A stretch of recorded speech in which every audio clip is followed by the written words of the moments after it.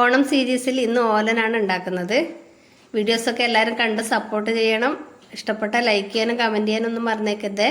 ഇപ്പോൾ പച്ചക്കറികളൊക്കെ ഒന്ന് അരിഞ്ഞെടുക്കണം. നേന്ത്രക്കായ, പയർ, കുമ്പളങ്ങ, പിന്നെ ചേമ്പ്, പച്ചമുളക് ഇവയൊക്കെയാണ് എടുത്തത്. എല്ലാം അരിഞ്ഞ് പാത്രത്തിലേക്ക് ഇട്ടു.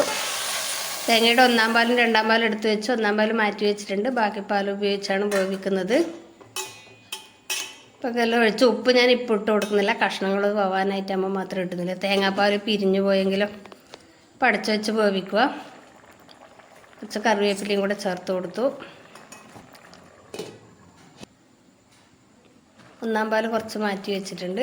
ഇപ്പോൾ കഷ്ണങ്ങൾ പോകാനാകുമ്പോഴാണ് ഉപ്പ് ചേർത്ത് കൊടുത്തത്. കഷ്ണങ്ങളൊക്കെ വെന്ത് വെള്ളമൊക്കെ വറ്റി ആ സമയത്ത് 1-ാം പാൽ ചേർത്ത് കൊടുത്തു. കറിവേപ്പില ഇട്ടു. ഇത് തണുക്കുമ്പോൾ കുറച്ചും കൂടി കുറുകുവേ, ചേമ്പൊക്കെ ചേർത്തിയല്ലേ. തേങ്ങാപ്പാൽ ഒഴിച്ചിട്ട് അധികം തിളക്കണ്ട, ഒന്ന് തിളച്ച് വന്നതിന് ശേഷം പച്ച വെളിച്ചെണ്ണ ഒഴിച്ച് അടച്ചു വെക്കുക. അപ്പോൾ നമ്മുടെ ഓലൻ റെഡി ആയിട്ടുണ്ട്. സപ്പോർട്ട് ചെയ്യാൻ മറക്കല്ലേ.